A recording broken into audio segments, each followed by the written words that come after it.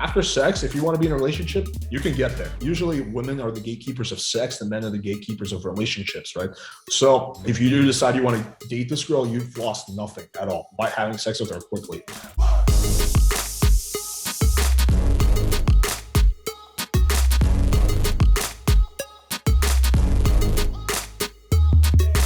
What's up, guys? Welcome to another episode of Raw Dating Advice. My name is Patrick James, and today I've got a really cool guest on. I was just on his show, Playing with Fire, last week.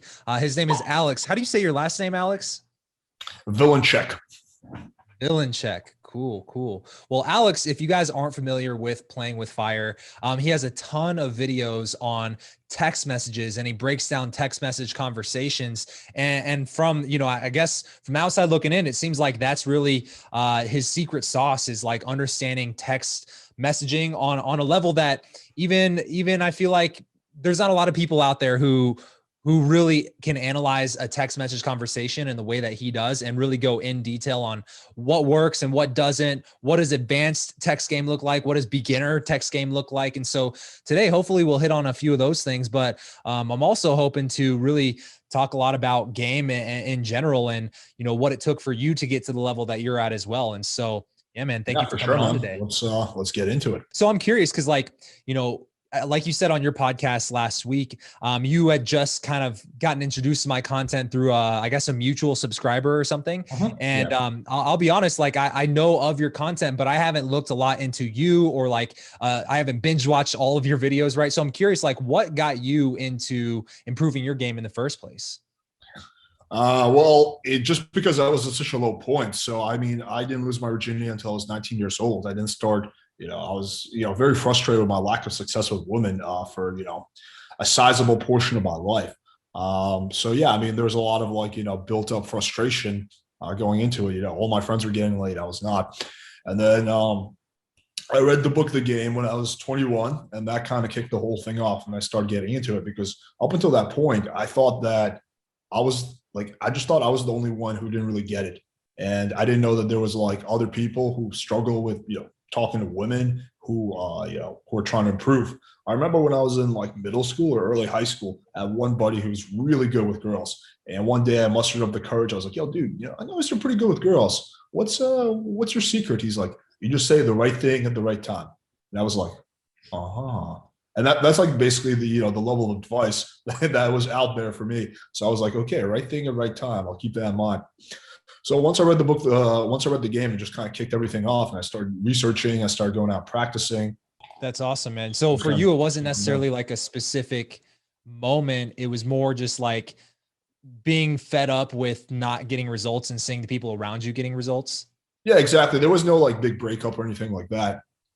Simply because I didn't even have the game to get a girlfriend in the first place. It was just like, like I remember going out like freshman year of college and going to parties, and every night, like all my roommates and friends were pulling chicks, not all the time, but they were pulling chicks and I was not. And I remember this would like frustrate me to death. So every night I would just like fucking chain smoke cigarettes because I was like just trying to like knock out my depression. And it was like a major like sticking point for me. It was just like, why can I not be good with girls? And I truly believe that, there's like essentials in life from, there's like food, there's water, there's, safety, shelter. I think that, being able to attract the opposite sex is another one of those essentials almost. And if you don't have that, you're missing like a big thing that's in your life. I would almost debate that it's arguably the best thing that any man can do for himself in his lifetime. Because it's like, unless you're like one of those guys who's been getting laid since you were 14 or whatever. But I mean, just for me, so many indirect benefits of just taking on the journey of like trying to become good with game. It's made me better at business. It's made me more resilient and emotionally in other areas of my life. Have you seen some of the same like indirect benefits from you just improving your game with women?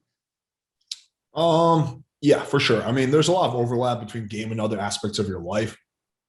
Like, for example, I recently, this is kind of like a retarded story, but recently I broke my camera, and that's just me being a retard. I dropped it. I was like running around with my dog.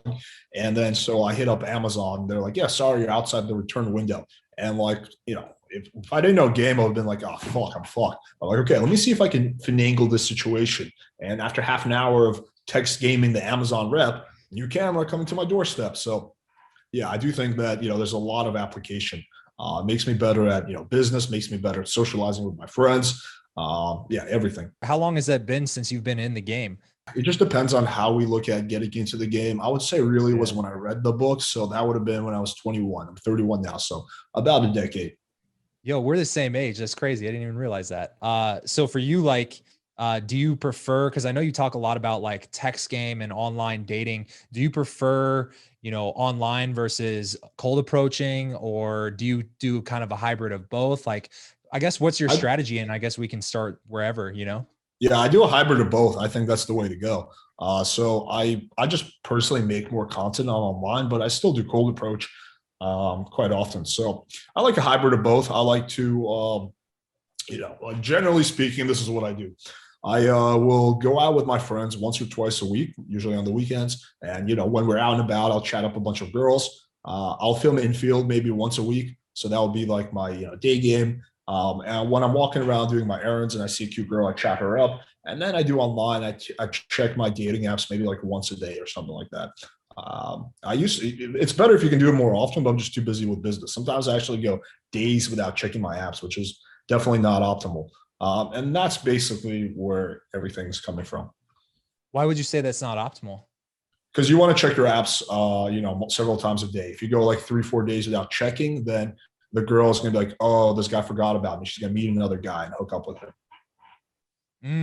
So I guess what you found, because I guess when I'm asking about the online dating, one of the things that I did is like, I went all in on cold approach. So like for me, it was a thing that I kind of passively did, and maybe I'd land a date here and there, but it wasn't like my main strategy, And so for me, I was like hardcore cold approach, like all day, every day, like my whole life revolved around it, and has since like 2014, 2015, because I dropped out of school to become a dating coach. Right. And so for me, it was all cold approach. And so, I guess from the outside looking in, I always assumed that if I matched with a girl, there was on some level of attraction there to begin with. And then if we happened to message, I don't know, even a week later, I just assumed that she would window shop my profile the same way she did a week prior. But I guess is that not what you're saying? Or do you see that there's a definite fall off if time passes?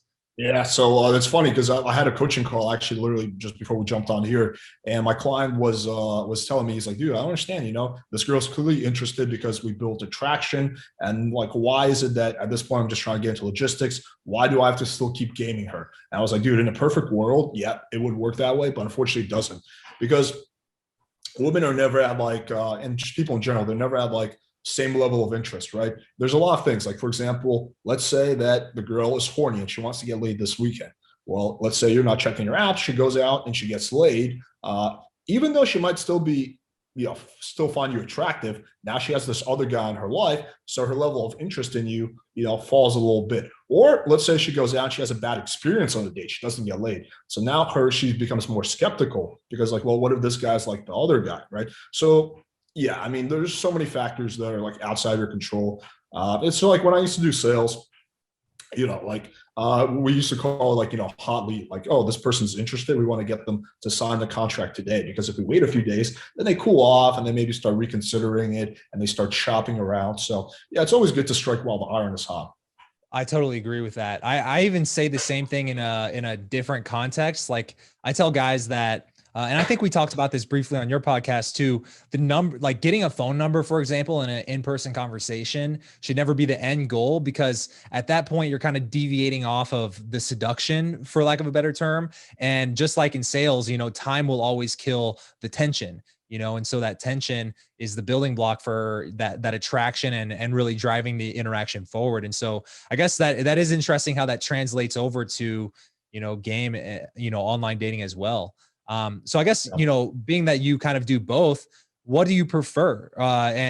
Or do you just prefer both? Maybe there's pros and cons to both that you enjoy. There's definitely both. pros and cons to both. Yeah. Like I really wouldn't be able to, because I always hear the community guys arguing, oh, cold approach, that's real game. Online's not real game, and vice versa. Rarely, but sometimes. They just both have their pros and cons. So I'll quickly list them.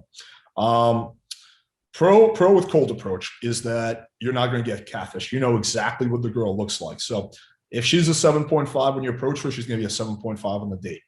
That's the first thing. Secondly, is doing, especially gay game, gives you access to certain girls that you would not be able to get otherwise, because these are the chicks. I'm talking about the girls who are like, they're very hot, but they're not party girls. They like, maybe they go to work, they go home, they hang out with their friends, they go to the park, whatever, right? You're not going to see them yoga on on Tinder. Saturday morning. They're not going to the clubs. Yeah, you're not going to see them at the club. You're not going to see them on Tinder, right? You're not going to really, and their Instagram is going to be set to private, so you're not going to be able to even DM them. So that can give you access to those girls that you simply wouldn't be able to meet otherwise.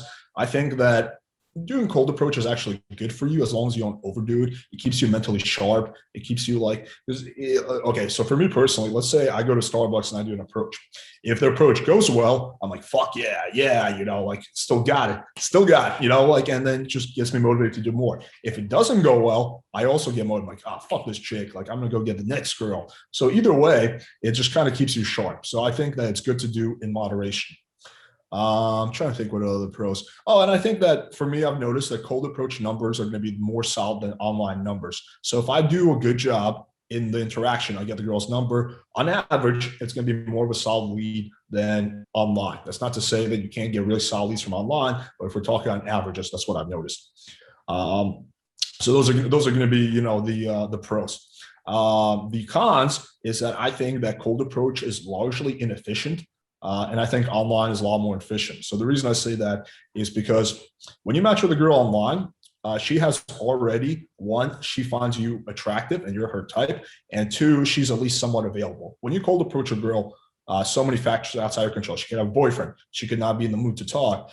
You might just not be her type. She might be a lesbian. Like so many factors that are not accounted for, and which is why you have to run volume, because even if you have 11 out of 10 game, you're still going to get rejected more often than not, simply due to all the factors that are outside of your control. So that's the first thing. So I think online is just much more efficient. You can do it online while you're stuck in traffic, while you're taking a shit, while like you're doing whatever, So people have this misconception that online is going to take up a lot of time because on a Friday night at 8 p.m. you sit down and you do your Tindering, right? No, like I usually do all my online in between sets of the gym or where I'm just trying to kill time. And like if you think back, like everyone has some shit in their life where they're just waiting around doing nothing. So instead of surfing on Instagram or like trolling, you could just spend it, swiping and doing online. The second thing is I think online is like, okay, cold approach, you build up the skill, but you still have to go in and do all the work, right? With online, it's kind of like you build it up and then you get to a point where like you get to just enjoy the fruits of your labor. So you get like really good photos, and maybe it takes you a while to really narrow down 6 dope photos. But once you get that, right, you can just kind of sit back and just let shit come to you. So it's kind of like I think you get a better ROI if you do it right with online. That's interesting. I would agree with the majority of what you said there. I guess for me, it's almost like the same thing, but a different perspective. I think of them as like yin and yang, like they're different, but they both can be necessary for guys. I guess what I hate to see a guy do is when he first gets into the game, let's say, just like you and I don't know, 9-10 years ago, if you start with Tinder, it's going to take a little bit of a learning curve to get the photos, to get the bio right, unless you already have that stuff down. And so I guess in my head, when I think of cold approach versus online, I almost equate cold approach to like doing door-to-door sales. It sucks. Most people don't generally like doing it. Some people think it's weird, but it makes you super resilient. And kind of like in sales, I heard an analogy of like sales versus marketing. Like it's like golf. Like when you hit the ball off the tee, the marketing gets the ball close to the hole. The sales knocks it in the hole, right? And so when I think of online dating, I think of that as like marketing yourself to this hypothetical marketplace. But the downside is if a guy spends 5-6 months optimizing his profile to where now he's getting matches and now he's maybe trying to figure out how to get, message these girls to get them to want to meet up. By the time he gets them to want to meet up, if he's done nothing to actually improve his in-person game, then now he has a whole other learning curve that he wasn't even thinking about. And in that sense, he didn't have the skills to knock the ball in the hole. Yeah. what do you think about that? Yeah, Have you? so there's a lot to unpack here, so we'll go one at a time. Yeah. So I definitely agree that a cold approach is like door-to-door sales. And if you want to be a good salesperson, you got to start with, the basics, which is door-to-door sales, right? I did sales for 4 years. I did door-to-door. Definitely makes you resilient, definitely makes you a better salesperson. That being said, you don't want that to be your end goal. You don't want to be 10 years from now still knocking on doors all the time. Now, if you a good salesperson might occasionally go knock on doors, maybe like once a week to keep himself sharp. But at that point, you want to be getting leads from other sources. You want to be getting them from referrals, from your marketing, whatever, right? You want to have some inbound leads coming in. So I think the problem is sometimes guys make the cold approach the end goal when it's just really a means to an end. And it's the first step. But that's not where you want to be 5 years from now. So it almost breaks my heart when I see guys who were like 10 years ago, we're going to the clubs every night, grinding it out. And now we're still grinding out the clubs. And I can see it. They're fucking miserable. They don't even like the club. They just have this joyless look on their face and they're just going through the motions. I'm like, God, Jesus Christ. I had a friend who was just like that. And like, he never listened to me. I was like, dude, like, how long are you going to be? You're in your 40s. Like, you're still going to be doing this? Like, you're not getting the kind of sex life you want. You're not happy. You don't like clubs. Like, what the fuck are you doing with your life? But he's like, no, this is what you're supposed to do. No, it's not. So that's the first thing.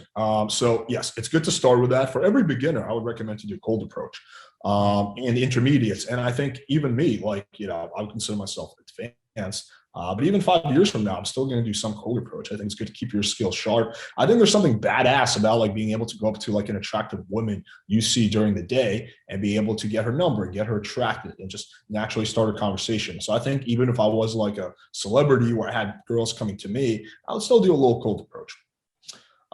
So that's the first thing. Secondly, in terms of the learning curve, so I really hope it's not 4 or 5 months because then that person is definitely doing something wrong. You should be able to knock this out in a few weeks. I mean, really, get the full. And I think the problem is a lot of guys are following incorrect advice. So shameless self plug. You check out some of my free content that I have on, whatever pictures and all that, and make sure you're taking, getting the right kind of photos. But it really shouldn't take more than a few weeks, unless you're like overweight or like, like really skinny, in which case you have to put on muscle or lose weight, which can take a little time. But assuming you're like decently looking in real life, it shouldn't take you that long to get good photos.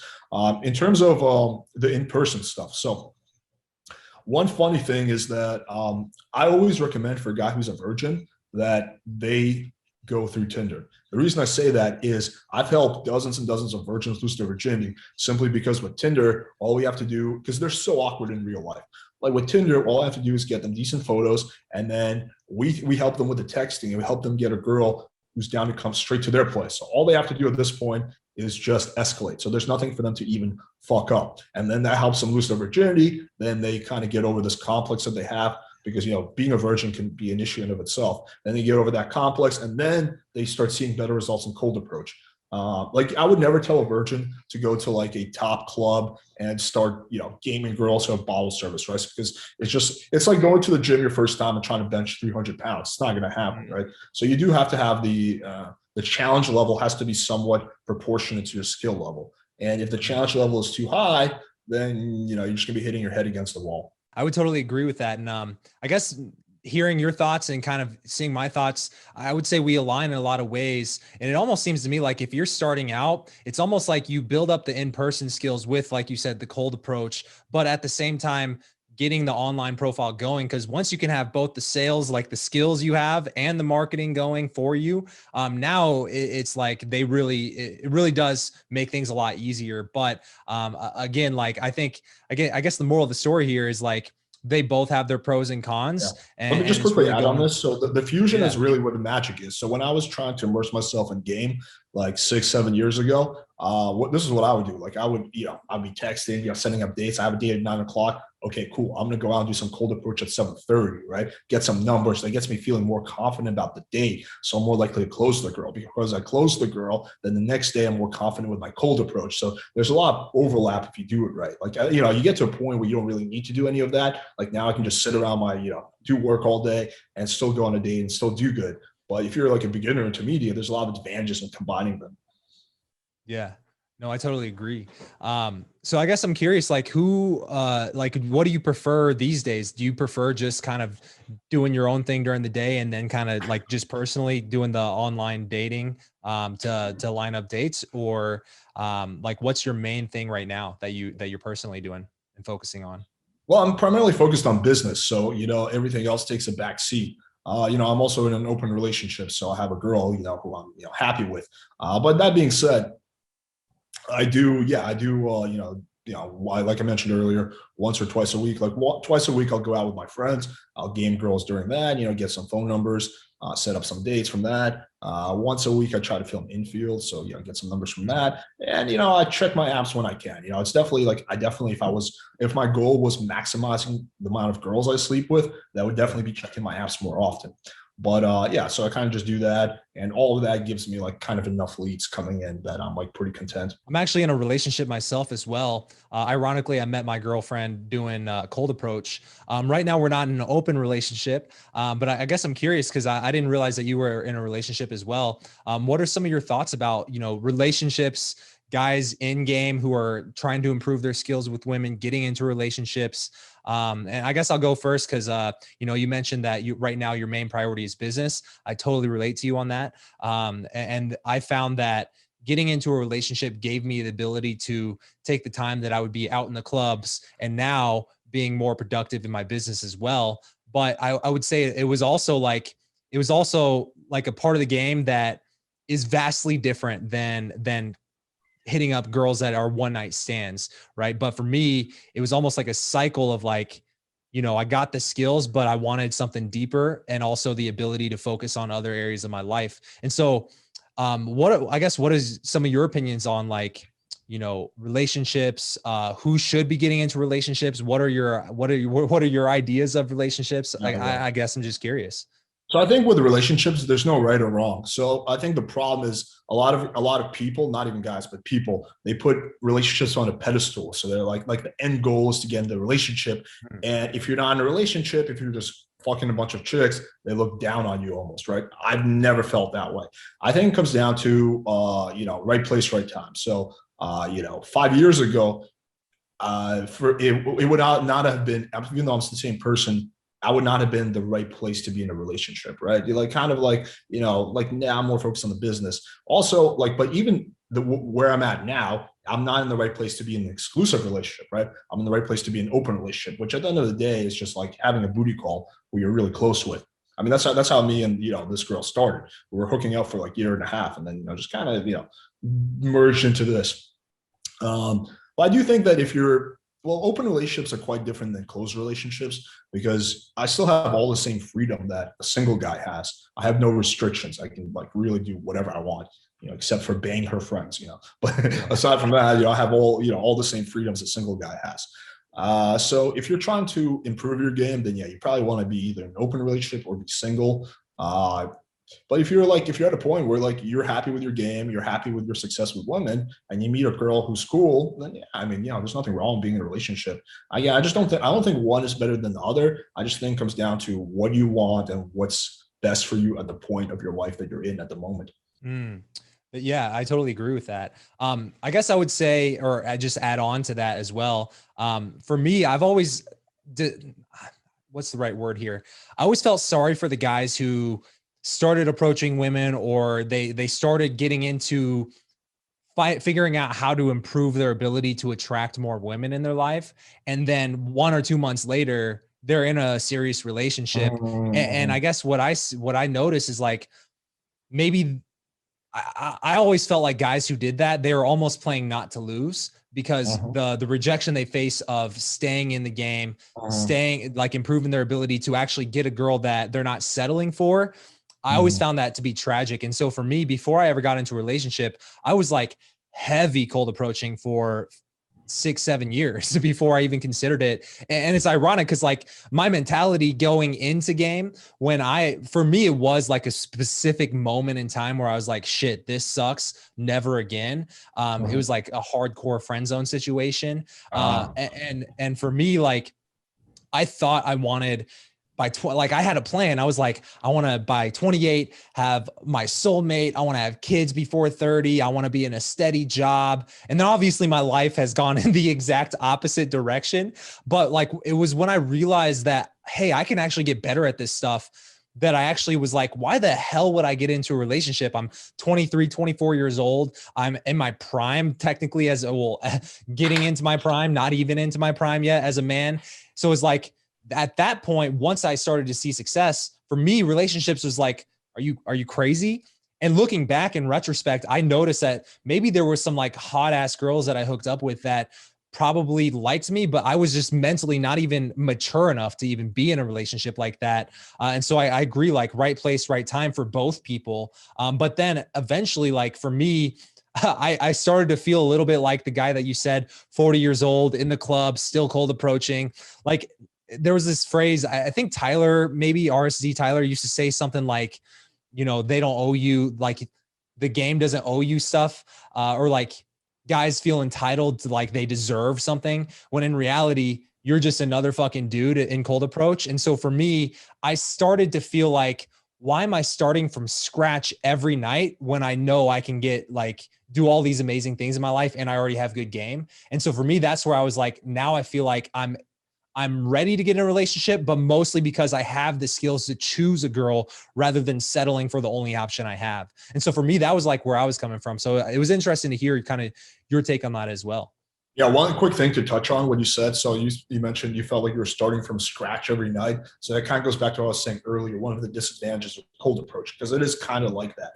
Versus, let's say that you spend a year or two developing like the perfect Instagram. You have a dope Instagram, and then you have girls coming to you, right? So you're getting to enjoy the fruits of your labor. So it's not like, yeah, I don't like the idea of starting from scratch either. But again, it's kind of like pros and cons.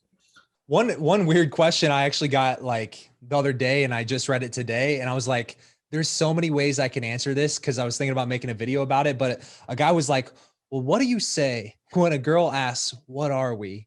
And so I guess since we're on the topic of relationships, like I've never been being that asked you're this in a question in my whole life. really, I've never been asked that. Yeah. sometimes I get like the weirdest fucking like one sentence, super vague questions. Like another dude was like, how do I maintain tension after a first date? I was like, what did you even have tension on the first date? Like there's a lot of different directions I can go with that. Right. But, so for you, like, why don't we just answer both questions? Fuck it. But like being that you're in an open relationship, you know, I guess, how have you always handled your expectations going in and managing her expectations? Like, how did you set the frame to where this is going to be an open relationship? I'm going to live this type of life, and this is just what I want to do. And if you want to be in my life, this is what it's going to be. Was there a conversation like that? Was there a what are we conversation? There was several, but me and this girl, we both. The reason it worked out is because we both want something similar. She doesn't want to be in. She never pressured me. She never wants to be in an exclusive relationship. We both want the same thing, and we have a good time together. We were super open. Like our communication is really like, we both like, we sat down several times. She actually likes to have this conversation with me once in a blue moon. So, where do you see? I'm like, still the same place we were a month ago, still an open relationship. But yeah, so for me, it's never been an issue because all the girls I choose to date are like girls who I have good communication with and who I can be open with. But yeah, I look at the question like that, I would just answer truthfully. I mean, I might, like, let's say the girl is just a fuck buddy to me and I can never date her. I might not say that verbatim, but I might say, I think we're keeping things casual, but I really enjoy your company. I think we're having a good time. So I might just sugarcoat it a little bit, but yeah, I would answer the question truthfully. You know what I mean? Like, I think because if you don't, then it comes back to bite you. In terms of managing expectations, well, my own expectations are never high, so I don't even really need to manage mine because I'm a fairly pessimistic person with certain things. In terms of managing the girls' expectations, yeah, that's something I could probably be better at. Because I had a situation recently where there's one girl I was hooking up with for a year, and I didn't really manage her expectations, which led to her getting disappointed. I don't want to say heartbroken, but like maybe to a small degree. And I probably should have, 3-4 months in, sat down and told her, hey, by the way, just so we're non-exclusive. I am hooking up with other girls, blah, blah, blah. It became one of those things where even though she secretly knew I was, she kind of wanted to pretend like I wasn't. And I think that possibly led to her getting a little bit disappointed down the line. So yeah, it's something I could get better at, is managing expectations. But I don't really have a good answer there because it's not something I do often. I'm usually the kind of person that just goes with shit, and if I'm happy with it, I'll just go with it, and until it like blows up or whatever. Yeah, that's funny. I would say that's probably how the majority of people probably handle it.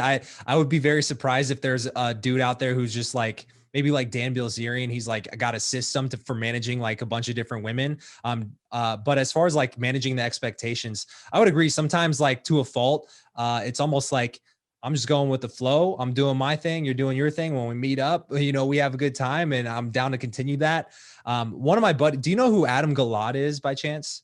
No. Should I? Yeah. I mean, I could definitely introduce you guys. He used to be a writer for I forget exactly. He was a professor of like literature at Stanford, I believe, and then he became a writer for like Hollywood shows. So like in the 90s, he was one of the writers on X-Men, I believe, and then he became a dating coach who would write people's profiles for them. That's and one like hell of a transition. For real.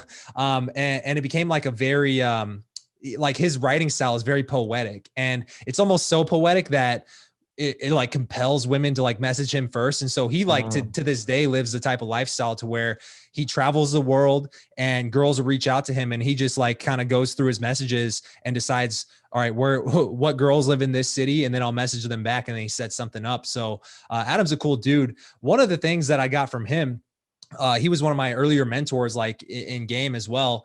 He mentioned, whenever a girl wanted to be like, what are we, or like take things to the next level, he would set the expectation by almost preemptively saying like, listen, I love hanging out with you. I love what we're doing. And, I definitely enjoy our time together.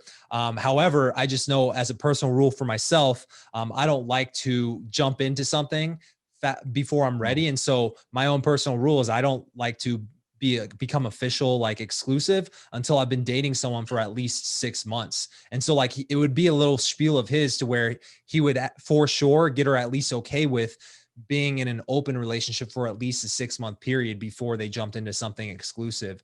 And so I guess it's I don't know, just something I wanted to throw. That's a pretty good response. This person sounds quite interesting. Yeah, I mean that's a good way to handle it, I suppose. I'm just thinking back to my previous relationship.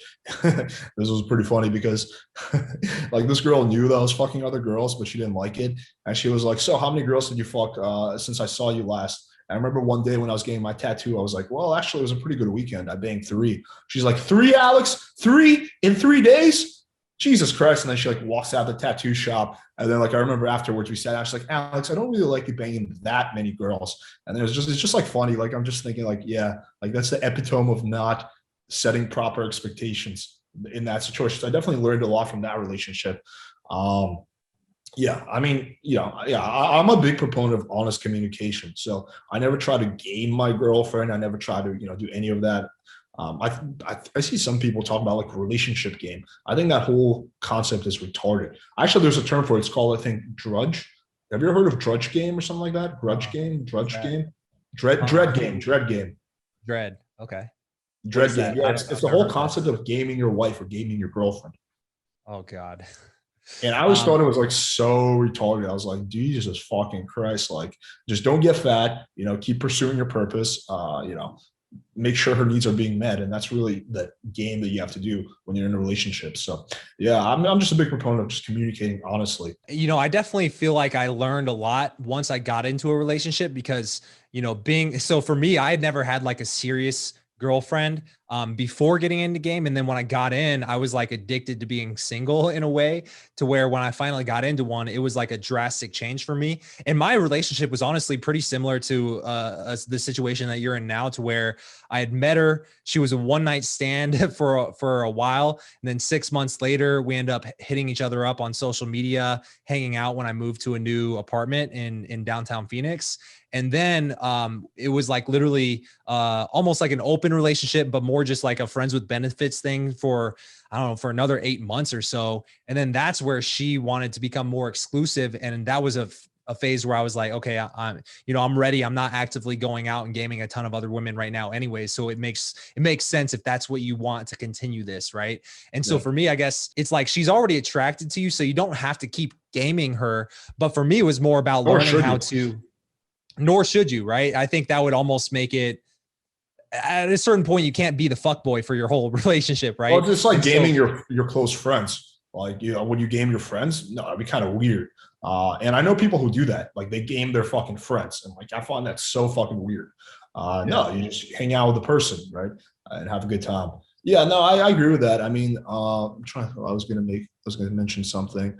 Every relationship I've ever been in started off as a friends with benefits. I've never been in a relationship that did not start like that. So I think that's a really good way to start. It's like very natural because it allows you, to me, it's crazy when people get into relationships without even having sex with a person, or people who, wait until marriage to have sex. What if the sex sucks? Like, you're just taking a huge fucking risk. It's like buying a house without ever seeing it. Yeah. Like, would you buy a house that you've never seen? No. So that kind of thing. So every relationship I get into starts off as a booty call. And then I like to see, okay, is the sex good? Do we have a lot in common? Do we have similar values? Do I trust this girl? Is she smart? Is she funny? Do we have, good non-sexual chemistry? When I'm hanging out with her, does it feel like a chore? Or does it feel like actually an addition to my life? Do I like hanging out with her more than I like hanging out with my friends, right? So those are the questions that get answered once you keep sleeping with a girl and hanging out with her. Yeah, dude, that's interesting that you mentioned like the non-physical chemistry side. Cause I like looking back on it, I realized some of the best looking women that I had ever been with were the women that I literally could not stand to be around. Like I wanted to shoot my brains out if I was around them for more than 20 minutes. Right. And so it's like, it's interesting to where, going into learning how to become better with women, what you think you want in a girl almost completely changes when you actually know how to get those girls, and you realize that you start looking for like your standards for what you think is a 10 completely change. Would you agree with that?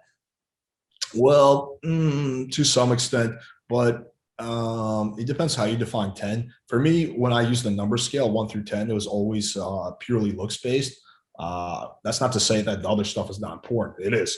But so I've always wanted, like, for me, in order for me to be in a relationship with a girl, she has to be 7.5 plus looks wise. And in addition to that, it's not either or, it has to be both. She also has to be intelligent. She has to have a good sense of humor. She has to be loyal. She has to be trustworthy. I should be able to I should have no problem. Like, let's say I needed someone to hold on to all my money for me for a day. I should have no problems trusting her if I'm going to date her, right? Like stuff like that. So, and we have to have good chemistry. So yeah, so there's like both criteria that need to be met. Do I prefer the girl is more attractive? Like, instead of 7.5, she's like a 9. Yeah, of course. But it does have to meet a certain threshold. Because one interesting thing that I was talking about with a few guys is, I don't know if you have this, but when you first meet, let's say you meet a girl and she starts off as a 7. As you keep banging her, she slowly goes downhill. She becomes a 6.5 and then a 6, simply because the novelty wears off. So the girl, doesn't change her looks, but your perception of your sexual interest slightly decreases over time because the novelty wears off. So I personally have this to a good extent. So if a girl starts off as an 8 for me, after half a year, she's going to be like a 7. It just is what it is. Yeah. Do you think any element of that also comes into just when someone gets comfortable in a situation, they start becoming lazy, they stop doing the things as far as the self-care? No, because all the girls I've ever been with were like, go to the gym regularly. Like, I would never date a girl who doesn't take fitness or health seriously. So no, it really all has to do with my personal perception and just the novelty wearing off. For me, novelty adds a huge component. That's why, like, a lot of guys are like, I'd rather, bang a 6 who I've never met before than a 7 who I've been having sex with, right? It's like that novelty is what makes it, like, the whole thing exciting. I don't know. And that does wear off after time. So there has to be enough shit for you to fall back on to compensate for the lack of novelty. Dude, that's another thing you said that I also found interesting about that whole thing was like the majority of your longer term interactions, whether it's a relationship or something open or friends with benefits, have started out physical. And I would almost agree with that. And I feel like a lot of people would find that viewpoint kind of controversial, especially if they don't have good game, right? Because I don't know. I feel like some of the worst relationships are the ones where, like you said, they wait too long to become physical. And it's like, it builds up. It's almost like you put the physicality on a pedestal, like a lot of simps put girls on pedestals. You know what I'm saying? Yeah, I personally would never go on more than 2 or 3 dates with a girl before sex. And again, I'm not saying there's something wrong with a girl who wants to wait. That's totally her choice. And I'm not saying it's wrong. It's just not my cup of tea. Like, I like to, have sex fairly fast. And if the girl's not down with that, then we're not going to be compatible at the end of the day. I don't really like when a girl uses sex as a power play in any way. So like, oh, you're gonna have to earn it. Like, that shit is a huge turnoff to me. I don't like it when sex is like a power move or a power play. So yeah, so for me, sex happens fairly fast. First date or second date. Like the girl who I'm seeing now is second date, which is okay. Yeah, second, third is fine, but anything more than 3 is just like too much. So yeah, so I think that it's good When to you've get had physical fast.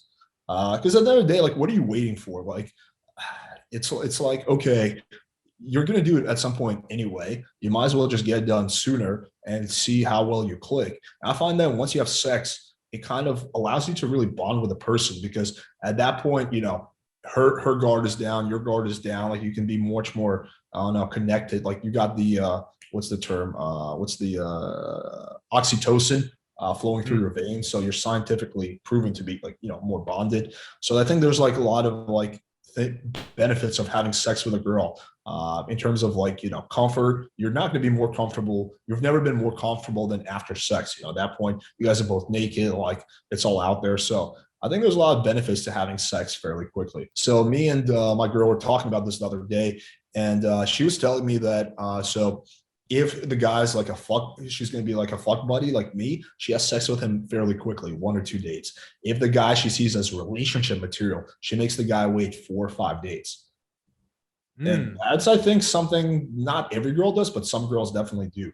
So I think there's a lot of advantages to coming off as more of like a sexual, like whatever, not fuck boy, but like just like a sexual, confident, dominant man. And then if you do want to be in a relationship, because believe me, after sex, if you want to be in a relationship, you can get there, right? It's not like, that's not usually women are the gatekeepers of sex, the men are the gatekeepers of relationships, right? So if you do decide you want to date this girl, you've lost nothing at all by having sex with her quickly. But I just found that pretty interesting. That's I've never heard that dynamic. Women are the gatekeepers of sex. Men are the gatekeepers of relationships. Yep. It makes sense. Which reminded me of the exact point I was going to make when you mentioned how like sometimes a girl will hold sex over a guy as like their way to maintain power. I've had girls do that. Even my girlfriend, like at the beginning of a relationship, she would try to do that. But for me, I'd agree with you. Like, that's like one of my standards is like, I will not tolerate that behavior. So anytime like something like that happened, I would immediately nip it in the bud. Cause if you even play into it at all, now it's like a tool in her arsenal. So like, would you agree with that? Do you kind of nip things like that off in the bud right away? And how do you do that? Yeah, I might give her one. That's a huge turnoff for me. And any girl who's willing to do that is unlikely to be the girl I want to be in a relationship with anyway. I don't like that shit at all. And to be fair, not girls don't do it to me often. It very rarely happens, but when it does, that's like a huge turn off. And like, I'm just not interested in that.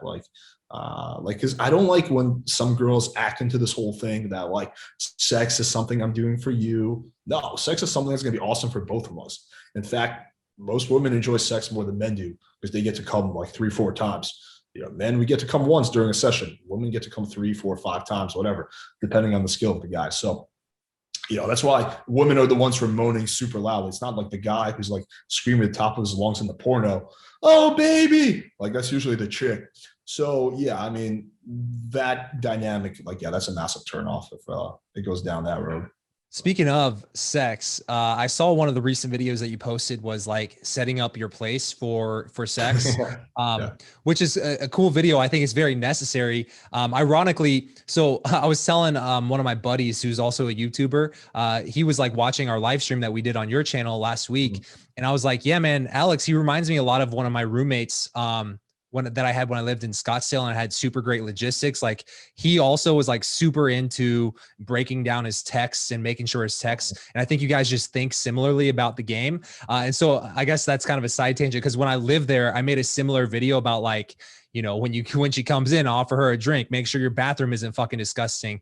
One of the interesting things I thought about your video was you have a sex toy and coconut oil sitting out in your bedroom, which makes it really natural. And to me, the idea of like busting out a sex toy for a girl that's potentially just a one night stand, I guess I never had the balls to do that. Right. And so for you, like, how does she ever get like weirded out? Like, did you wash this thing? Like, how many girls have you used this on? Yeah. Does that ever? So 90% of the 90% of the time, the sex toy is not even being used. So actually, maybe even more than that, it's just there. And I think it's a good way to escalate. But yeah, a lot of girls will be like, I don't know if I want to use that. I'll be like, okay, whatever, we don't have to. And so yeah, so it's most of the time just to like, you know, get the girl curious and kind of get her mind going down that direction, and kind of sets the frame. So I just find that it's like a good way to like kind of sexualize without having to actually sexualize. Dude, I loved it. I thought that was super genius. What are like, do you have kind of like like almost like a route, not a, for lack of a better term, a routine, but like, you know, like these are like the steps that you're going to kind of just mentally go through when you bring a girl back to your place? And if so, like, what are some of those, what is your process?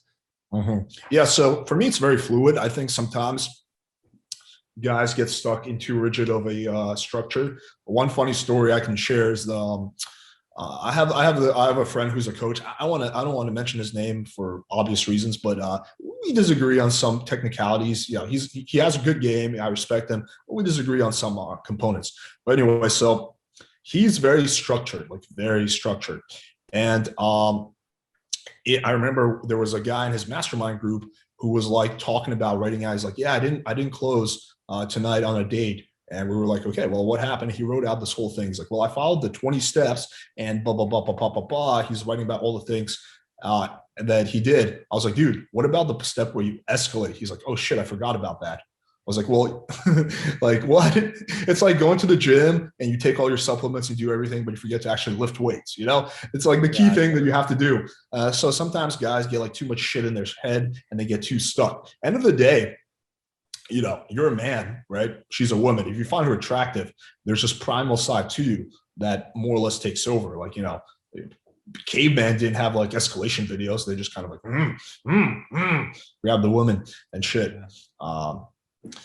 So yeah, so I think that sometimes guys overthink this. I think the reason what guys need more than anything is not so much to have a more instructions, but to actually take away the things in their mind they're holding them back. Take away the things that are blocking their subconscious from being able to just take over. Because a lot of guys are like, oh shit, what if I come off as creepy? What if I freak the girl out? What if I do this? What, you know, if she doesn't like me? What if she thinks I'm inexperienced? And that's what holds them back. And if you can just get rid of that, you don't really have to add anything, right? You can add anything and that'll take them better, but you have to like get rid of all the shit first. So that's the first thing. In terms of like the actual routine, again, it's very fluid. Typically, I'll walk the girl in, offer her a drink. I like to do that because, you know, just makes the girl feel comfortable.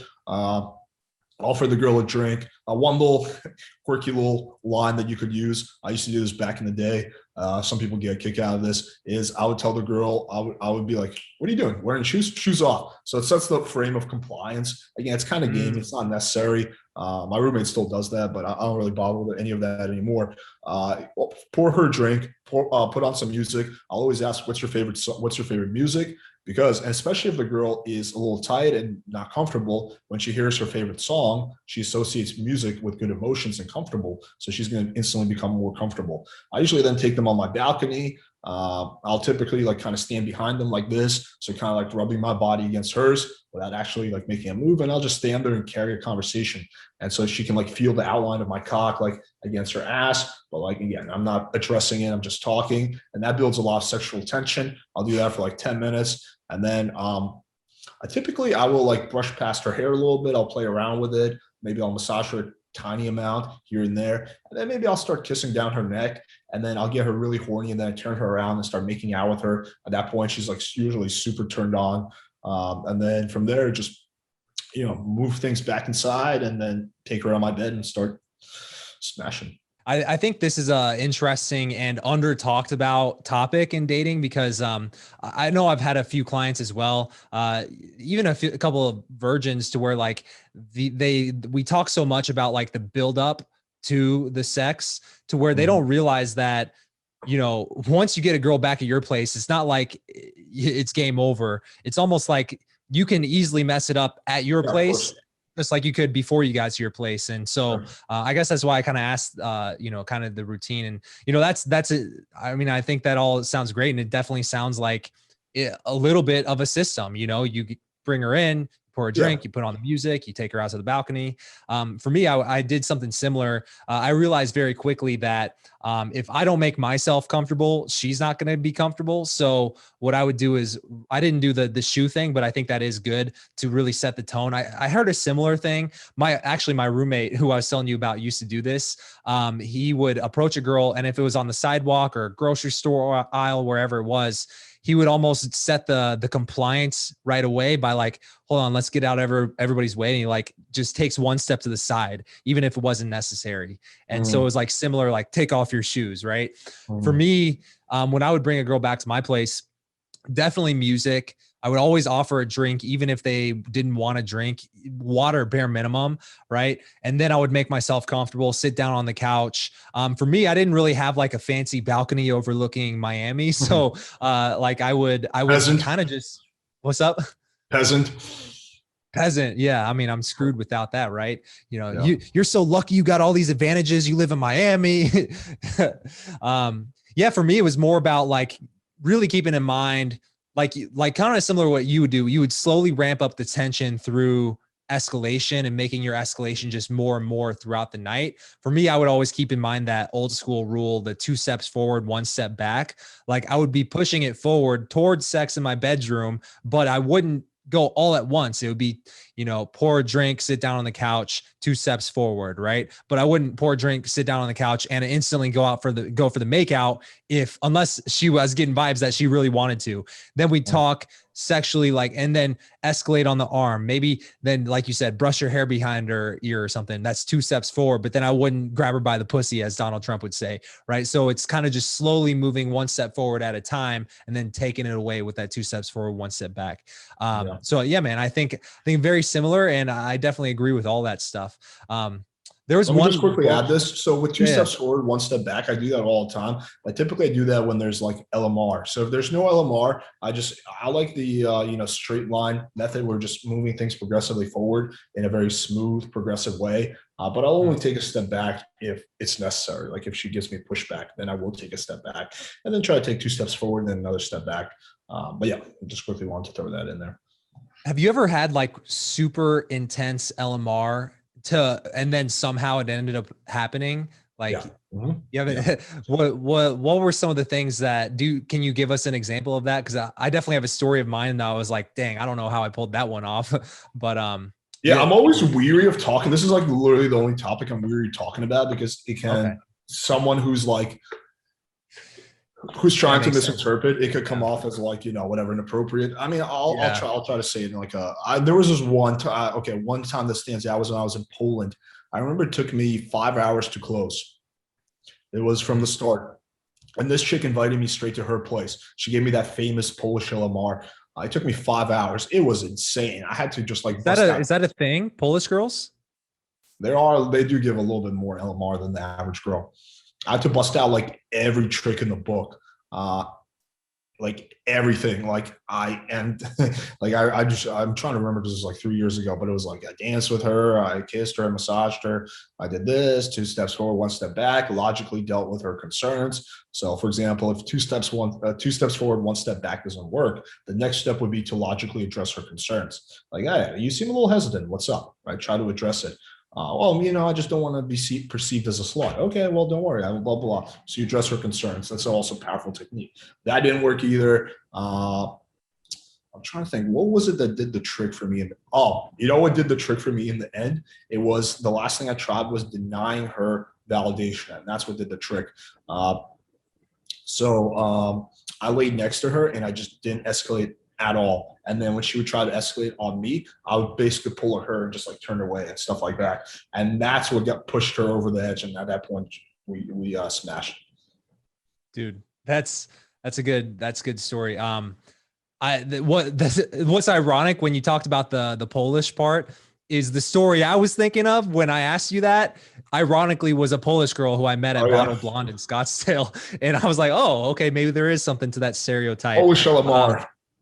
Yeah, dude, I didn't even realize I'd never heard that stereotype until just now. But man, like typically certain like Eastern European, like typically the least, and yeah, we're talking about averages here, but on average, you'll get the least LMR in like Scandinavian countries like Finland, whatever, fucking Denmark, Sweden. Like they're very sexually liberated, so there's not going to be any LMR. The more sexually repressed countries like Eastern Europe, Southeast Asia, like Philippines, whatever, like there you're going to get like more LMR on average. That makes sense.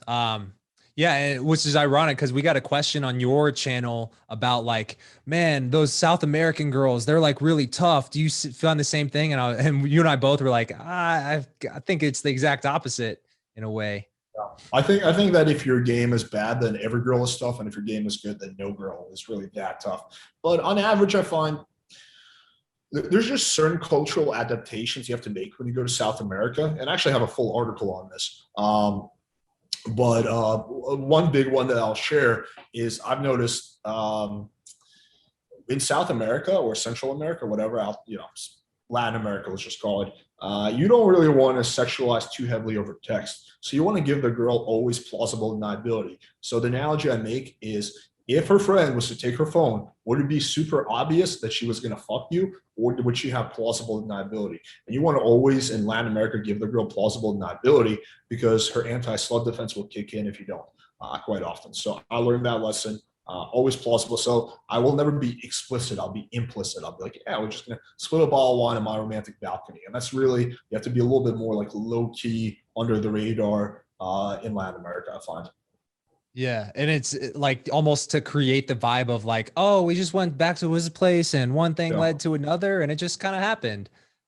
No, I totally like that. I think in general, that's just a good strategy for any girl. Cause like, it's not like giving a girl plausible deniability will ever not work for you unless you just suck at it. Right. In America and like Scandinavia, there's some advantages to sexualizing, getting her heavily sexually invested. I think there's some pros to that. Yeah, but can you give an example of what you mean? Sure. So in like, where I live in Miami, there's some advantages to sexting with a girl and getting her like really hooked and like really excited about the idea of fucking her. It's going to make her, for example, she's texting 50 other guys, right? And she's deciding who she's going to sleep with. But one of these guys was able to really sexually hook her. She's going to pick that one guy. She's going to be maybe less flaky.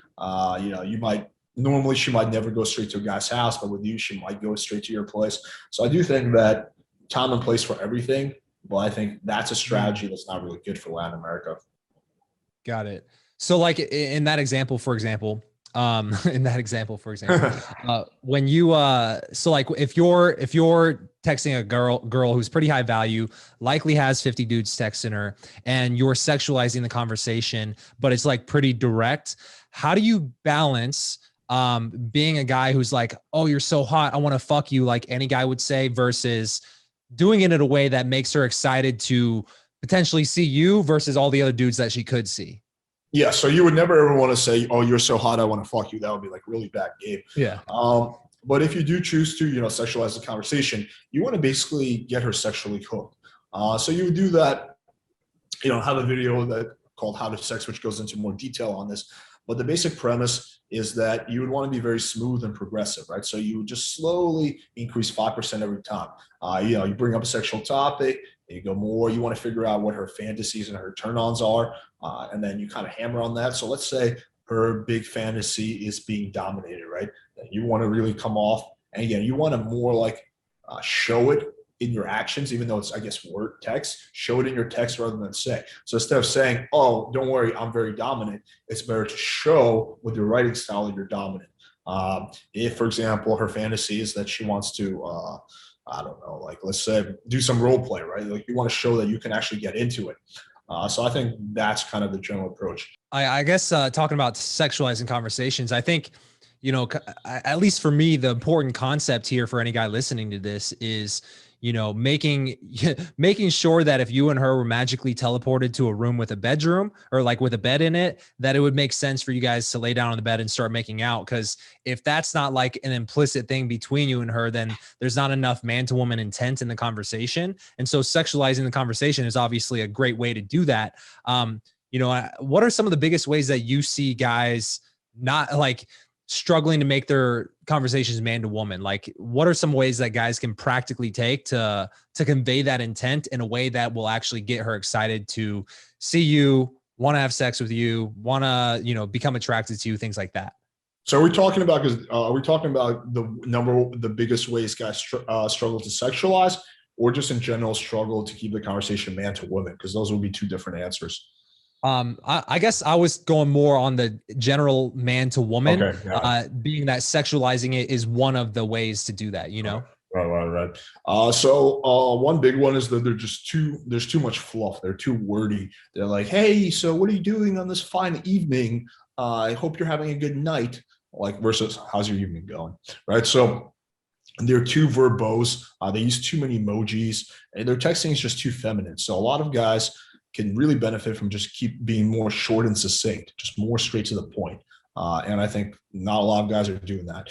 They're adding way too much fluff to their texting because they think that's going to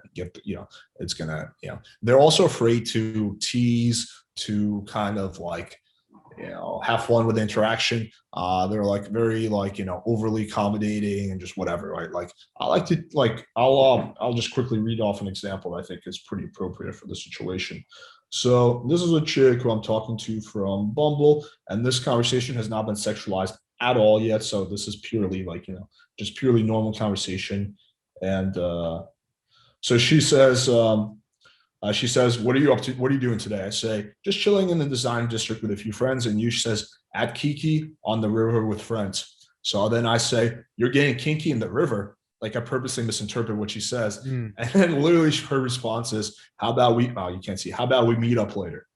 Right. So like that, so again, like just have fun with it. Like kind of don't be afraid to tease the girl, to play with it, and just be more short and succinct. I think a lot of guys, again, just way too wordy, way too worried about losing the girl. I think that's a common mistake. Another issue I'll quickly point out is a lot of guys are overly gamey. So they're so worried about being boring that they go too far in the other direction and they become overly gamey. So that's another issue in of itself.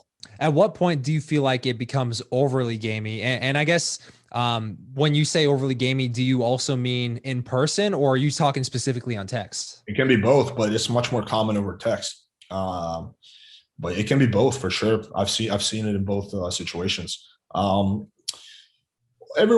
let's say this is a spectrum. Like here we have being super boring. Hey, what's up? Hey, how are you? Hey, how's your day? Here we have overly gamey. You're going to want to be some more here, a little bit more here.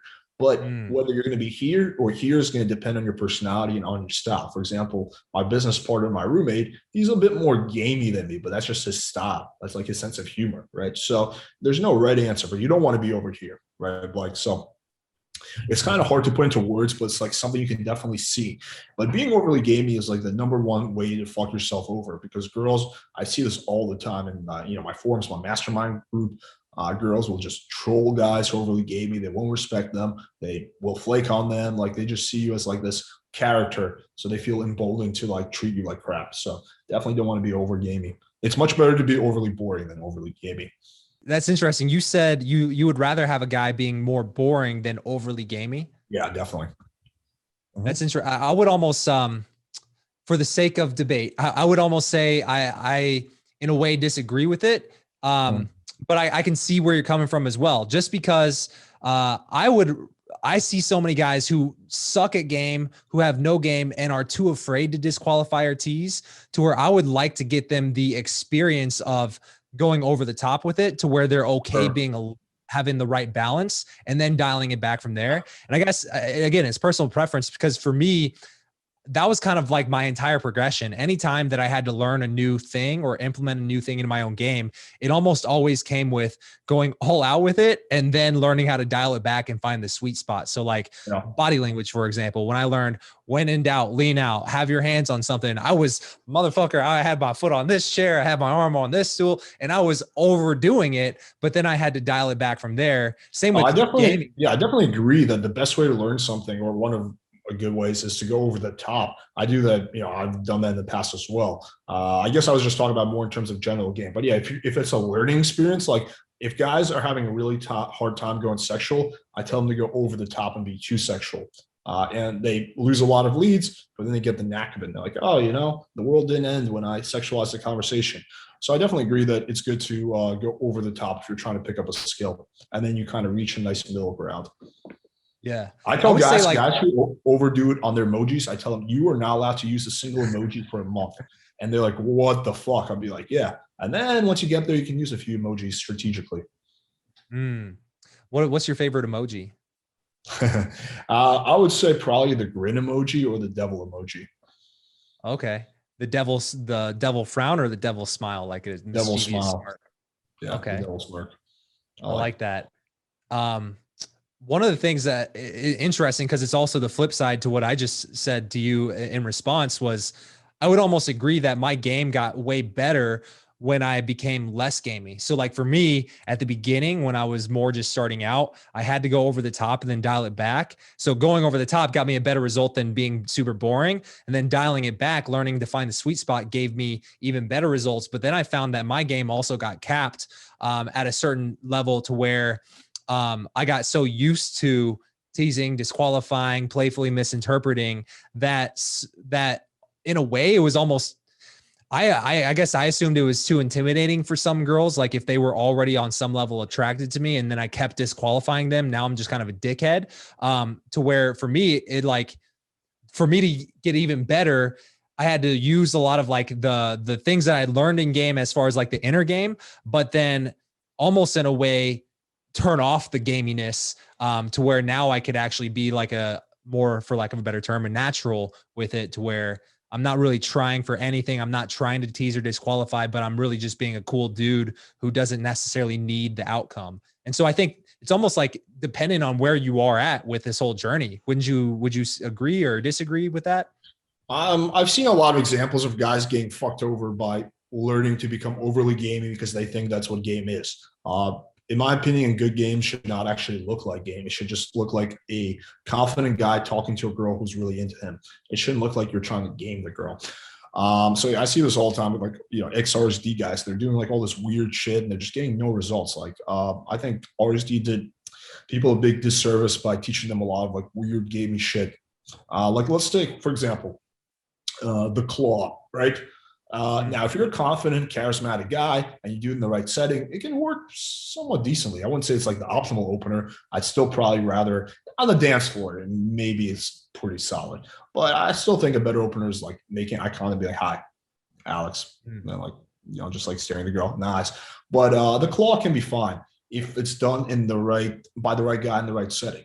Done by the wrong guy who's already awkward and fidgety outside of a club, it can come off as really fucking weird and completely creep the girl out. Like, whoa, why is this guy randomly fucking grabbing me? And he's like all twitchy and shit. So yeah, I just think there's some gamey things, like the whole doing doing push-ups in the middle of the street thing. Okay, I understand the logic behind it. It gets you not caring what people think, but it kind of puts you in that frame. A lot of the guys in pick community, the main issue or one of their issues is they come off really weird. So if you keep doing more weird shit, that's going to add to this image you have of yourself as a weirdo. So yeah, I think quite often the solution is actually to stop doing a lot of the weird shit and just stop doing some of the weird shit and the stuff you can't just embrace. Yeah. So what is the claw exactly? Is that where you go and just put your arm around a girl or what? The claw is basically, it's like where your openers, you grab the girl and you pull her in. Oh, I could see a lot of guys doing that in a really weird, uncalibrated way and like getting a bad result. Funny story, being that the XS is in Las Vegas. When I was in XS a few years ago, I was there with a couple of girls that I knew, and they weren't girls that I was hooking up with. I just go out to clubs with them sometimes. And we went there, and I remember the girls didn't get let in, and I got let in by the door guy for some reason, which is really ironic. Yeah, that's and, weird. What was he trying to bang you or something? I think what happened was the excess is really weird with their door guys, or at least they were at the time, to where like if you're not in this group and this group, like they asked the person at the front of the line or in the group, how many people are in your group? 4. All right, great. Only 4 people are going to get in. And so I was talking to the girls in the group ahead of us in line to where the girls said that I was part of their group. And then it added a whole bunch of confusion when the girls that I actually came with said, no, I'm in their group. And then the door guy just let me go with the first group and didn't let the other girls in altogether, which is, I don't know. It was weird. But moral of the story is I had to go in there and like, I'm still going to have a good time. So I started just approaching random women. And I remember I approached this bachelorette party, and the bachelorette ironically was like trying to make out with me and stuff. But she wasn't my type, because I'm just personally not into Asian girls because I'm half Asian. And I don't know, I just imagine my mom every time I talk to a girl who's like full on fresh off the boat Asian. And so I'm generally not into Asian girls either, but I like the big titty Japanese girls. Oh, really? Yeah. I guess I've never had the experience of talking. I've made out with an Asian girl just to say I could from cold approach, but other than that, like I completely get turned off by Asian girls. Like it's just a inherent thing for me. Anyways, so I go in, and this other guy walks up. He goes, "Oh, like, are you into like cold approach too?" I said, "Yeah." And so we kind of became like instant wingmen together. And he was like, "Dude, like, I remember like." He saw me pick up a girl. Like I would say this is a pretty advanced escalation move where I bend down and like pick her up, and like she's laughing and giggling, and then I set her down. He goes, "Oh man, you do that thing?" And I guess this is similar to what you were saying with the claw. I was like, I mean, I guess I do that thing. He goes, "I tried that once, and because I was told that that's a good thing to do, and the girl like punched me." I was like, well, shit, dude. Like, well, maybe you shouldn't just go literally picking up random chicks like that. Like making sure there's an actual vibe before you do that. I guess the only reason I told that story is because, you know, I guess I could relate in a sense to the claw being similar to that escalation move. Yeah, I mean, I've seen a lot of, because I used to live in LA for like 5 years, so that's where like, you know, basically most of the RSD whatever people are, and yeah, every like I was just seeing a lot of guys get fucked over by following like dumb strategies like that. One quick tip I can share with your audience, because we're talking about Vegas clubs, this actually works really well. I discovered this by accident, but so let's say you're trying to get into like a club that's pretty, you know, hard to get into or has a cover. Google who the SEO or the president, the vice president of that club is. Again, because usually all these clubs, it's not like the president is there. It's like owned by a group. And so Google whoever the president is, and then go up to the bouncer and say, "Hey, I'm a family friend of blah blah blah, like John, whatever." They're not going to fucking call. They don't even know the chairman. They're not going to call him out of the blue. But if you say that, the more often than not, they're going to be like, "Oh, okay, yeah, just go upstairs and you can come in." So I've done that at. I discovered this when I was going to, I believe it was Marquee, because I actually, a friend of a friend was actually the chairman of the club, right? And I remember I went there with a bunch of people. It was actually a bunch of dudes, and you know they're charging like cover for chicks even. And I was like, "Hey, yeah, I'm a family friend of blah blah blah, Richie blah," and they're like, "Really? You know?" I'm like, "Yeah, we know each other." They're like, "Are you shitting me?" I'm like, "No, not at all. Like, you want me to call them?" They're like, "No, not necessary." And they let me and all my friends in, and I was like, "Wait a second, I can just do that with any club." Like, with this information I got, it could just be found on Google. So that's a nice little tip. That's actually crazy. And I've seen it done once. I've never had the balls to do that myself.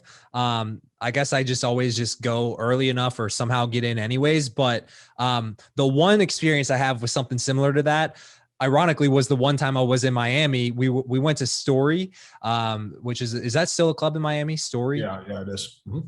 And this was like one of my first boot camps. So this is like 2015, 2016. And I had 5 or 6 guys on boot camp with me, and which is already like, it felt like I was herding cattle all night, especially in a big ass nightclub like that. Well, anyways, I buy like a GA ticket online to get into Story, and I just assume we show up and they'll let us in. But then the guy sees that I'm with 6 dudes. He's like, "Hell no, you're not getting in." And my buddy, who I wouldn't say he has the best game, but he's like really big into like social things like that. He literally just name drops the owner of Story, and the door guy like does a double take and he like gives him a weird look. And then my buddy, his name is Z, he goes, oh yeah, he's like on vacation in XYZ place. And I think he literally just looked it up on this dude's Twitter.